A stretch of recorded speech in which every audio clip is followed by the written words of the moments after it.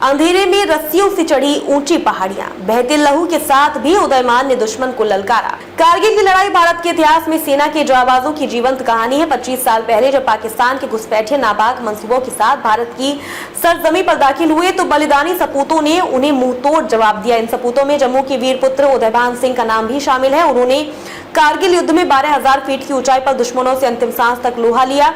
Tiger हिल पर मुकाबला सीधे दुश्मन के साथ हुआ। कारगिल विजय को 25 साल पूरे हो गए हैं। इस जीत को हासिल करने वाले वीर सैनिकों की जज्बे की दास्तां जहां जोश से लबरेज कर देती है तो वहीं आंखों को पानी से भी भर देती है। ऐसे ही भारत मां के वीर सपूत थे उदयमान सिंह, जिन्होंने 5 जुलाई के दिन ही कारगिल युद्ध के दौरान वीर गति प्राप्त की। जम्मू के वीर पुत्र उदयमान सिंह ने कारगिल युद्ध में 12,000 फीट की ऊंचाई पर दुश्मनों से अंतिम सांस तक लोहा लिया। टाइगर हिल पर मुकाबला सीधे दुश्मन के साथ हुआ। बहादुरी के साथ लड़ते हुए दुश्मन के दांत खट्टे कर दिए। इस बीच एक गोली उन्हें लगी। घायल होने के बाद उदयमान दुश्मनों के चक्के छुड़ाते रहे और अंत में वीर गति को प्राप्त हुए।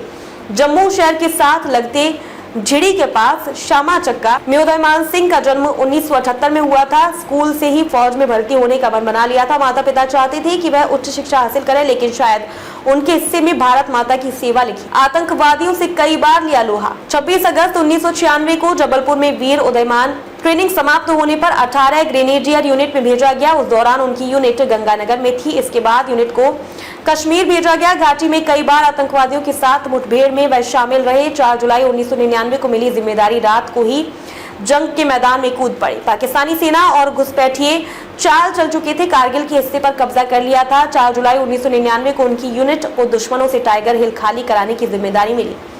पूरी रात रस्सियों के सहारे दुर्गम चढ़ाई चढ़कर वीर जवान आगे बढ़े। 5 जुलाई तक सुबह 8 बजे उदयमान साथियों के साथ टाइगर हिल पर पहुंचे। सीधा मुकाबला दुश्मन से हुआ।